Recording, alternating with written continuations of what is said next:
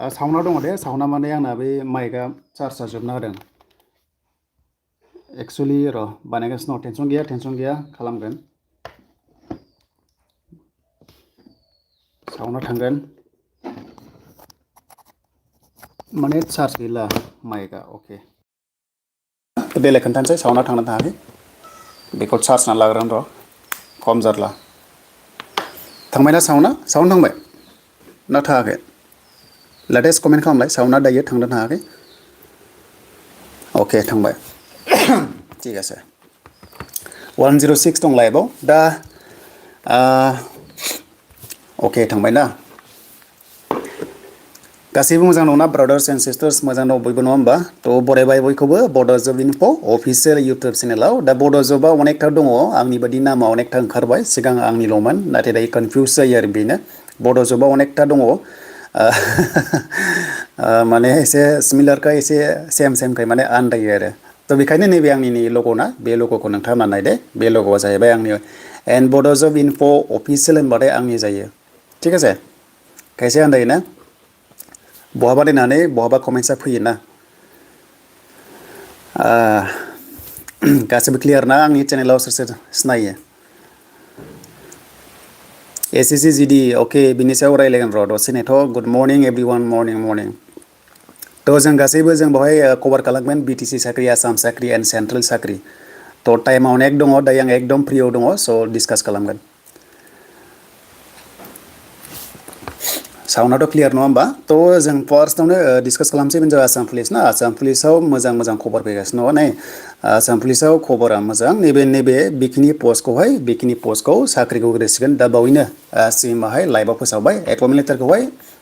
नोंथांमोना नैबे थाबैनो नैबे नभेम्बर लास्ट सप्तायाव होसिगोन मैया होजेनबाय मैया DEE माने LP UP मास्टारफोरनिखौ 5,500 सामथिं नामा दंमोन बेखौ मैया होबाय दा नेक्स्टआव नैबे पस्टआ नै 1645 UB कन्स्टेबल देन नेक्स्ट 2300 AB कन्स्टेबल प्लास APRO बिनिफ्राय गोबांथार रोखोमनि बर्डमेन दङ ड्राइभार दङ गोबांथार SI दङ कमान्डो दङ थ' बिनि एपइन्टमेन्टखौहाय दा बावैनो मोनसिगोन ओमफ्राय बे जोबनाय लोगो लोगोनो नै बेवहाय नोंथांमोना अनलाइन पर्टेलाव 2026 जानुवारियाव रिलिज जानो गोनां आसाम पुलिस 4000 निफ्राय 5000 नि गेजेराव पस्टआ थागोन कन्स्टेबलाव कमान्डोआ थागोन ना थाया बेखौ मिथिला थांनाय बाराव अनलि 164 पस्ट दंमोनथ' स' पस्टआ खम जागोन बेनिखायनो कमान्डोखौ आं रिक्स लाथ'नो हाला बाट नैबे दानि जिनोखि फोसावनाय एनाउन्स खालामनाय आसाम पुलिसाव फिजिकेल टेस्टआ जानुवारियाव जानाय चान्सआ दं मानोना 2026 नि एप्रिल मेयावहाय आसाम विधान सभा इलेक्सन दङ जेराव BTC आव 15टा सिट दङ MLA आ थ' बै 15 सिटखौ इउथ्सआ मा खालामगोन साख्रि होआब्ला थ' मोनसे बिग कुइसन जे MLA इलेक्सनाव जुदि केन्सेल खालामब्ला BTC साख्रिखौ इउथ्सआ मा रल लागोन थांनाय बाराव जिनोखि माखासे मिस्टेक मावनायनि थाखाय इउथ्सआ जि रल लानानै सरकारखौ फेजेनबाय थिग बेबायदि नेक्स्टआव जुदि BTC नि Gr-3 Gr-4 खौ केन्सेल खालामबा इउथ्सआ माबादि इनिशिएटिभ लागोन थ' बेनि सायाव जों सावरायगासिनो दसेनेथ' जों दा आसाम स्टेटनिखौ कमप्लिट खालामग्रोगोन खारन आसामना जि बुंगासिनो बिथां मामा थ' जि बुंगासिनो होगासिनो दङ आरो नेक्स्ट गोदान भेकेन्सि बेनि सायाव जोङो दा सावरायगोन थ' आसाम पुलिसा कनफार्म जाबाय 4000 नि बारा पस्टआ फैसिगोन प्रेक्टिस खालामबाय था फंबाय बिनानावमोन 18 इयार्सनिफ्राय 30 इयार्स दङबा कन्स्टेबल ABUB आव इलिजिबल एन्ड बेनिफ्राय कमान्डोआवहाय ST होनोबा 26 इयार्ससिमल' मोननो हागोन 10 पास मिनिमाम ओमफ्राय जोंहा नेक्स्टआव SI आव बैसोआ 20 इयार्सनिफ्राय ओरैहाय 21 इयार्सनिफ्राय 20खौनो लाबाय 31 इयार्ससिम जोंनि STआ मोनगोन दा SI पस्टआ फैबावगोन आपकामिंआव बेखौ जों मोनथिना दङ दा बेखायनो प्रेक्टिसा स्टार्ट खालामदो प्रेक्टिसा स्टार्ट खालामदो खालामबाय थादो दानो खालामदो दा नैबेयावहाय साख्रि मोननाय मोनैजों खोथा गैया जि मोनलांबाय बिसोरो मोनलांसिगोन आरो थ' बे जाबाय आसाम पुलिसनि सायाव एन्ड नेक्स्ट माखौ सावरायनांगौ बेनो जाबाय SSC आव मेडिकेल टेस्टनि एडमिट फैबायना अके आं बेखौ नायथ'वाखैमोन जुदि फैबायब्ला डाउनलड खालामदो बेनिफ्राय मेडिकेल टेस्टखौ मोजां होदो मेडिकेल टेस्ट पास खालामनांगोन बेनिफ्राय काटअफआ बेसेबां थाङो बे उननि बाथ्रासै एसएससि जिडि कनस्टेबलनि मेडिकेल टेस्ट अनगयिं जाबाय थानायखाय गोदान भेकेन्सिया फैथ'वाखै प्लास एमटिएसनि एडमिट फैनांगौ दं बे फैयाखै आरो कम्बाइन्ड हायार सेकेन्डारि लेभेलनि जेनाखि एग्जाम स्टेज 1 बे एनाउन्स खालामबाय बेखौ दाखालिनो भिडिअ होदों खायसे नायबायगोन ओरैहाय एसएससि जिडि कनस्टेबलआ पस्टआ फैबावगोन नै दा बावैनो अलमस्ट 50,000 पोस्ट खाथियाव फैनाय चान्सआ दङ नाथाय मोनसे बाथ्रा जे माने एसएससिआ खनसेनो एकुरेट पस्टखौ होआ उनावहाय माने इनक्रिज खालामो मोजां ओंखायनो 18 निफ्राय 28 इयार्सआ जोंनि एसटिफ्रा मोनगोन बे जाबाय एसएससि जिडि नैबे नभेम्बराव गेजेर सप्तायाव ओंखारनाय चान्सआ दङ दे एग्जाम जाग्रो एसएससि ना एग्जामखौ मोजाङै मोजां होबानो जाबाय सिलेबास फल' खालामनांगोन बेनिफ्राय होमबानो पास खालामनानै physical test and medical test and लास्टआव डाइरेक्ट रिजाल्ट फाइनाल रिजाल्ट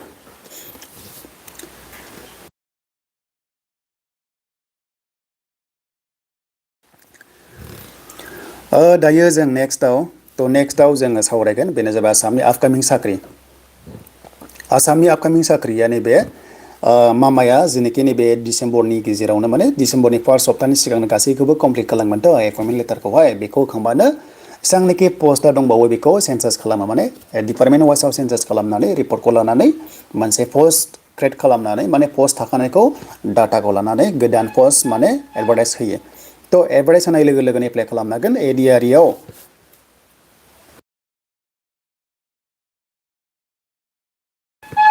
स' एडिआरइआव 3.0 गैयाब्लाबो 8,000 निफ्राय 10,000 पस्टआ थानाय चान्सआ दङ ग्रेड 4आव बारा थानाय नंला ग्रेड 4 पस्टआ खम जागोन थार्ड ग्रेड थागोन मेक्सिमाम एचएस केटेगरि बेनिफ्राय मोनसे जाहैबाय जोंहा माबा मा होनो बेनो जाबाय डिग्री लेभेलाव थ' जों नायनो हायो बेवहाय साइबाव थांनानै एडिआरइनि सायाव दा जों सार्च खालामना दङ ग्रेड 3 दा ग्रेड 3 नि पस्टआ एलटमेन्ट होगासिनो दङ आरो डकुमेन्टस भेरिफिकेसन डिपार्टमेन्ट वाइसआव खालामगासिनो दङ दा 3.0 एप्लाइ खालामनांगोन आसाम पुलिस फैगोन आसाम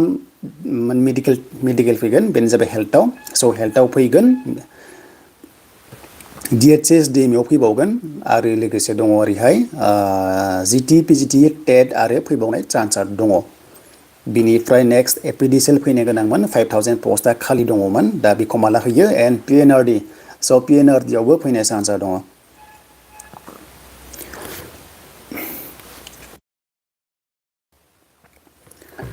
बिटिसिखौ लास्टआव सावरायगोन बिटिसिनि सायाव बहुतटा जेंना दङ बर्तमान थ' बिटिसिखौ जों फकास खालामगासिनो दङ थ' इउथ्सआ एक्सेप्ट खालामना खालामा कमेन्ट्सखौ नोंथांमोना खालामग्रो दा टिआरएमनि कनफार्म नटिसआनो एसे बेले बेजे जादों दा सिलचराव जामारगोन ना तेजपुराव जागोन ना दार्जिलिं जागोन बिनि बागै आं एसे स्टाडि खालामबावनानै खोन्थागासिनो दङ फंबायमोननो दे बेखिनिखौ आं बुंथ'बाय ओरैहाय नेक्स्ट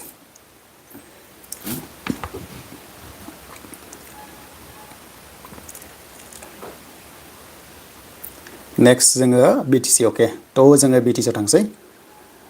बिटिसि होनोबा गोबांथार माने बेले बेजे जायो माने ओरैबायदि डिसकास खालामनांगौ जायो माने बहुतटा पलिटिकेलनि खोथाबो ओंखारो दा बेवहाय आङो रावखौ माने टारगेट खालामा डाइरेक्ट बेवहाय जेनुइन खोथाखौ रायज्लायगोन बिटिसिनिखौ दा जों जास्ट कन्टेन्ट क्रियेट खालामा जेनोखि सोर लिडारा मा बुंदों जों बेखौ शेयार खालामना होनांगौ जायो खारन बे मोनसे जब लाइनजों हाबफानाय दा ओमफ्राय पलिटिकेल माखासे डायलग सोलियो पलिटिक्सआवहाय बहुतटा माने बाथ्राया माने कारेक्ट नङा मेक्सिमामानो माने कारेक्ट नङा होनजायो पलिटिकेलाव अनेकटा पलिटिकेल डायलग जायोथ' माने बिदि आरो थ' दाखालि बावै साडेनलि सासे मा बुंदों बाट बेखौ सान जे जेब्लायबो सिएसबि एन्ड रिक्रुटमेन्टआ रिटेनलि केन्सेल जानाय दासिमबो अफिसियेल नटिस गैया थ' बेखायनो जों बांद्रायबो गिनांगौ दा गैथ'वा नाथाय जों सांग्रां जानाया मोजां कि माने साननाया मोजां जे माने जिनिसा जाहैबाय केन्सेल जामारोबा बावहाय थ' नोंनि आंनि इयुथ्सनि पेरेन्टसनि स्ट्रागोल खालामनाया थ' बियो ओरैनो दैयाव थांगोन नामा सोरबा सासे लिडारा बुंबानो गासैबो जाजोबगोन नामा थ' बेनिसो गोबांथार साननांगौ दङ आरो मेन खोथा रायजोआनो राजा इयुथ्सआनो राजा रायजो राजा बेवहाय रावबो पार्सनेलि इन्डिभिजुवेल सोरबा लिडारा राजा नङा थ' लिडारखौ सोर हरो जोंनि रायजो राजाफ्रा दैखांना हरो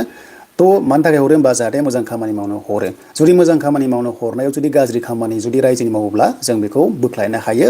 टाइमजों लोगोसे माने बिदि आरो खोथाया थ' सासे इमा बुंदों कि माने थांनाय जेनिखि सरखार थांनाय जेनिखि सरखारावहाय जुदि इलिगेल जादों होननानै माने बुंदों नालाय थ' दासिमबो एभिडेन्सखौ लाइभ प्रुफ मोनथ'वाखै अफिसियेल हिसाबै बाट बुंदों कि इलिगेल दं होननानै आरो रिटेन एग्जामानो जा बा सिलेक्सन प्रसेसआवनो जा थ' बेनि थाखायनो केन्सेल खालामबाय होननानै निउसाव बुंदों आरो स्टेटमेन्टआव दा निउसासो बुंदों नाथाय रिटेनलि बिदि दासिमबो नुनो मोनाखै जे CSBआ केन्सेल जाबाय बा साख्रिया केन्सेल जाबाय होननानै अफिसियेल नटिस दासिम गैया थ' बेखायनो जों दा गासैखौबो 100% नंगौ होननानै सानना लानो हाया नाथाय बेल'खि माने जुदि बायसान्स जुदि बोरैबा आसलि बिसलि जुदि हमना ला 19-20 जुदि केन्सेल जामारोबा सोरनि खहा गभर्नमेन्टनि खहाथ' जाया एक्सुवेलि बाट जोंनि लाइमोनफोरनि इयुथ्सनि खहा जायो मानि थाखाय जायो होनोबा फार्स्टआव बैसोआ नेबाय थाया थ' बैसोआ नेबाय थाया एन्ड बेनिफ्राय माखासे जेनोखि खस्थ' खालामनाय सेम स्टेटासाव थाया फरायनाया माने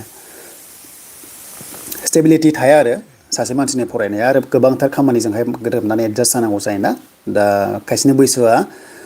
18+ खायसेना माने 40+ जाखाबाय होमबा बै समावहाय जुदि बेक थानानै जुदि 5 बोसोर उनावसो साख्रि ओंखारोब्ला थ' बै समावथ' एप्लाइ खालामनो हानाय नङाना आरो बैसोआ लस जायो दा आंनि रिकुवेस्टआ बेल' जोंनि इयुथ्सनि रिकुवेस्टआ आं इयुथ्सनि जानासो बुंदों आरो माने पलिटिकेलनि खोथा बुङाखै जाहाथे माने रिप्रसेसखौ खालामो जेराव जुदि इलिगेल दङबा बेखौ बोखार बा बुंनांगौ जेबो गैया नाथाय एफा मोजां रिटेन एग्जाम कन्डाक्टेड जालांखाबाय बा रिटेन एग्जाम जोबलांबाय बा टेस्ट जोबलांबाय थ' बेखौ जुदि केन्सेल खालामोब्ला थ' इयुथ्सआ माने ओरैबायदि खहा जायो कि माने डाबल एप्लाइ खालामनाय डाबल एग्जाम लिरनायाव माने बुहुत खरसा जागोन थांनाय बारावसो टेनएसए IPO दानदों आरो IPOनि खस्थ'खौथ' मिथिखादों IPOखौ ओरैनो मोनाखै IPOखौ गोबांथार खस्थ' खालामलायनानै गोबांथार नाजानानैसो मोनदों आरो खायसे लास्ट डेट जोब्बायमोन नाथाय आं लास्ट डेटखौ बारायनायखौबो नुदों अबेबा पस्टआवहाय आरो आंबो पार्सनेलि मेल खालामदोंमोन इयुथ्सनि जानानै CSBआव थ' बिथांमोना एक्सेप्ट खालामनानै 5 days ना 4 days एक्सटेनसन खालामनानै एप्लाइखौ खालामहोबावदोंमोन आरो दा बेफोरबायदि बै समखौ जुदि नायनानै जुदि दानिखौ गोसोखाङोब्ला साडेनलि जुदि केन्सेल जामारोब्ला थ' जोंनि इयुथ्सनि खस्थ'आ ओरैनो माने भेलु गैयि जागोन आरो दा बेखिनिखौ आं रिकुवेस्ट खालामबाय जाहाथे गभर्नमेन्टखौ नैबे भिडिअनि गेजेरजों जाहाथे जेरावनोखि नांथारदोंमोन बेनिफ्राय मोजाङै नायबिजिरनानै जाहाथे माने प्रसेसखौ खालामफिनो आरो नङाबा जोंनि इयुथ्सआ जिखुनु जाया XYZ सरकार फैब्ला माने फोथायनो हानाय नङा आरो बेल' मेनलि जोंनि इयुथ्सआ खस्थ' मोनगोन जोंनि लाइमोन बैसोआथ' नेबाय थायानोसै बेथ' बे थांखाबाय आरो फरायनोबो गोसो जानाय नङा जुदि बेफोरबायदि जाबाय थायोब्ला आरो एगजामपोल दानि सरकारा जुदि सिगांनि सरकारखौ जुदि एक्सेप्ट खालामा आरो नेक्स्टआव जुदि सोरबा सरकार फैनानै दानि सरकार जुदि एक्सेप्ट खालामा होमबा गावजों गाव पलिटिकेल जुदि जालायबाय थासिगोन बेनिफ्राय हेरेसमेन्ट खस्थ'आ जोंनि इयुथ्सआसो मोनो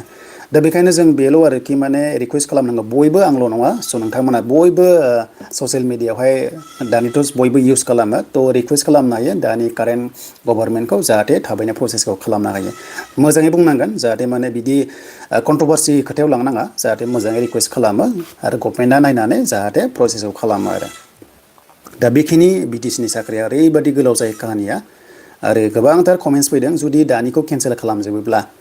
2005निफ्राय 2025 सिम सोर इलिगेल साख्रि लादों बेखौबो नायबिजिरजोबगोन होननानै गोबांथार कमेन्ट्स फैदों आरो खोनादों बा कमेन्ट्सआव फैदों फिक्स पे उइदाउट एग्जाम हाबनाय दङ सिगां होलांनाय मा सनाव होलांदों आं बारा गोसोआव गैला 2019-20 जास्ट एग्जाम्पल जुदि उइदाउट एग्जाम अफिसाव हाबनाय दङबा डिपार्टमेन्टआव हाबनाय दङबा हमना ला 200-300-500 जन थ' बिसोरखौ मा खालामगोन इलिगेला माखौ होनो इलिगेला ओरैबायदिखौ होनो जेराव माने अफिसियेल नटिस गैया अफिसियेल एग्जाम गैया अफिसियेल एप्लाइ गैया डाइरेक्ट एन्ट्रि गभर्नमेन्ट अफिसाव हाबनायखौ इलिगेल बुङो थ' बेफोरखौ मा जागोन फिक्स पे दङब्ला थ' बिनि सायाव नायबिजिरनाया जागोन नेक्स्ट लेभेलाव नाथाय बेल' आरो जिनिखि दायो जुदि केन्सेल खालामबा नेक्स्ट MLA इलेक्सनावहाय इयुथ्सआ दुखु मोनगोन खायसे माने दुखु मोननानै बहाबा प्रब्लेम जाहैनांगौ आरो MLAफ्रा थ' बेखायनो इयुथ्सनिखौबो नायनांगोन खोनासंनांगोन इयुथ्सजों लोगोसे सोर थायो माने इयुथ्सजों लोगोसे पेरेन्टस थायोना पेरेन्टसफ्राबो माने दुखु मोनगोन गोबांथार माने टारगेट थायोथ' गावनि फिसाखौ साख्रि थिसननायावहाय हेल्प खालामनो थ' बेखायनो जाहाथे सरकाराबो थाबैनो प्रसेसखौ खालामो आरो मेनलि टेट स' टेटखौथ' होथारनांसिगौ टेटआवथ' खुनु बेले बेजे जानो मोना टेटआहाय ओरैबायदि प्रब्लेम जागासिनो गामि लेभेलाव LP स्कुलाव सासेल' फोरोंगिरि थायो आरो बे फोरोंगिरिखौनो माखासे बिल'आव होयो बा गुबुन गुबुन खामानियाव होयो थ' बे स्कुलखौ गारनानै अफिसनि खामानि मावनांगौबाथाय क्लास लानो मास्टारा प्रब्लेम जायो जेराव स्टुडेन्टआ प्रब्लेम फेस खालामनांगौ जायो सासे फोरोंगिरिया 30 जन 30 प्लासखौ फोरोंनाया इजि नङा बेबो डिफरेन्ट क्लासेस थायोना बेखौहाय माने बहुत प्रब्लेम फेस खालामनांगौ जादों एलपि स्कुल लेभेलाव आरो बर' मिडियामनि थाखाय स्पेसियेलि थ' बेखायनो जाहाथे थाबैनो एलपिनिखौ थाब आंनिबा एलपि इउपिखौ थाब होग्रोनांगौ आरो जाहाथे माने जोंनि बर' मिडियामा स्कुला सेफआव थायो नङाबा जुदि क्लासआनो जुदि मोजां जाला बा मास्टारा जुदि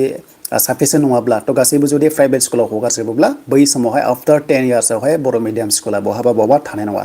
दाबो खायसे जायगायाव जोंनि खाथि खाला जायगायावहाय एलपि स्कुला गैला बेखौ मार्च आप खालामनानै एमइ स्कुलजों बा हाइ स्कुलजों लांनायखौ नुगासिनो दङ खारन बेवहाय फरायग्रायानो गैला गासैबो प्राइभेट हाबजोब्बाय दा प्राइभेट हाबनायनि जाहोना बेबोखि माने खायसे माने बर' मिडियामाव सोला आरो मोनसे जाहोना जाबाय मास्टारा खम बोरै सोनो बेबादि कन्डिसनावहाय माने प्राइभेटाव सोगासिनो दङ थ' बेखायनो 10 इयार्सनि उनावहाय एलपि स्कुला खायसे गामियाव थाबावनाय नङा थ' बेखौ नोंथांमोना लाइभ प्रुफ मिन्थिखाबाय जानांगौ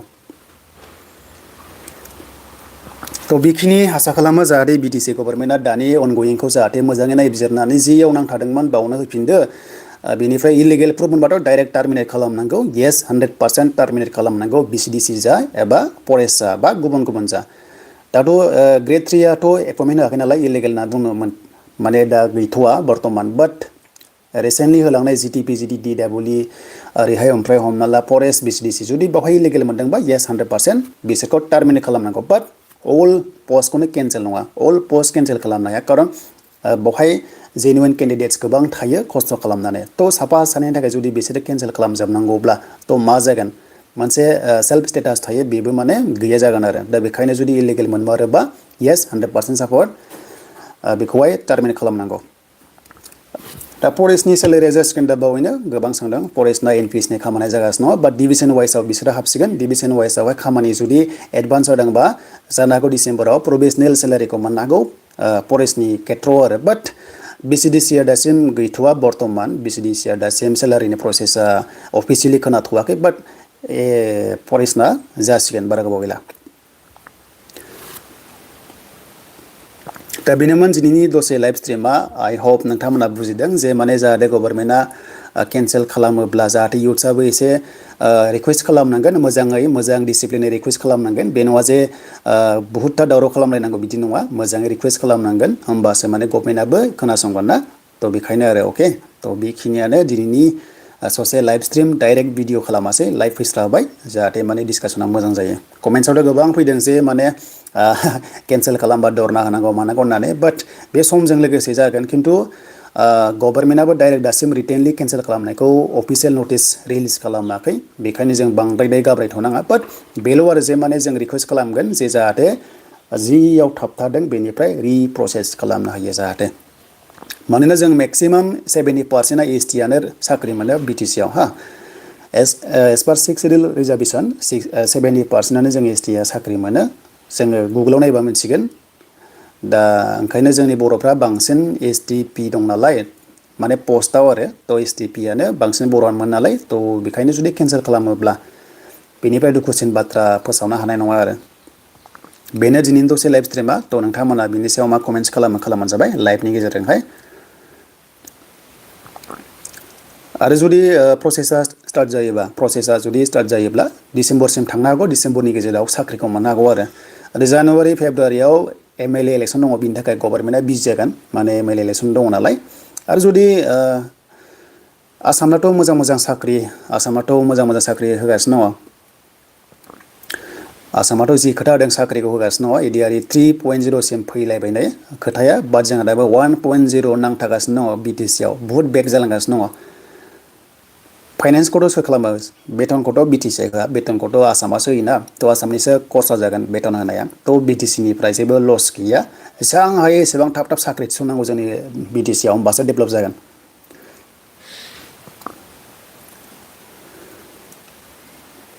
एसएससि जुदि मेडिकेल काटआउटनिफ्राय बेसेबां बारायबावगोन बेखौ बुंनो हाया दे थ' बेनि सायाव नेक्स्टआव जोङो एसे एनालाइज खालामनानै सावरायगोन दे फंबाय दा बेनो दिनैनि दसे लाइभ स्ट्रिमा आइ होप नोंथांमोना मोजां मोनोबा लाइक खालामगोन आरो बे चेनेला जाहैबाय बड'जब इनफ' अफिसियेल दङ ब्रेकेटआव खायसे कनफिउस जायो माने बहाबा भिडिअ नायनानै कमेन्ट्स खालामो आंनियावहाय जाय कमेन्टआ आंनि भिडिअजों रिलेटेड नङा आरो তো ঠিক আছে বেনে দিনनि লাইভ স্ট্रीमा বৰ্তমান চাকৰি কেনসেল হোৱাৰ অফিচিয়েল নোটিছ আহা নাই তো হিয়াৰ কাৰণে ইমান মানে চিন্তা কৰিব লগা নাই বাট এটোৱে কি মানে যাতে মানে কেনসেল নকৰে সবে ৰিকুৱেষ্ট কৰিব লাগে চৰকাৰক ঠিক আছে সবে ৰিকুৱেষ্ট কৰিব লাগে যাতে মানে কেনসেল নকৰে যদি কেনসেল কৰে তো অলপ মানে যিমানবোৰ মানে এক্সাম দিয়া আছিলে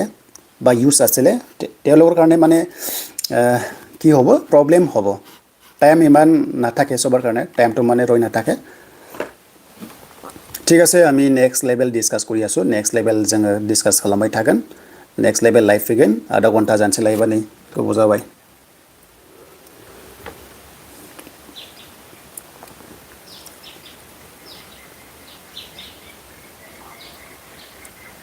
दा बेनो आरो जाहाथे गभर्नमेन्टआ एसे खोनासंदो जेनेखि कारेन्ट गभर्नमेन्ट दङ इउथ्सनि जानानै नेक्स्ट लेवल डिसकास खालामगोन इवनिं लाइव फैगोन दे इवनिंआव बांसिन फ्रि जायो तो दायो माने डे टाइमाव एसे बयबो बिजि जायो तो नेक्स्टआव रायलायगोन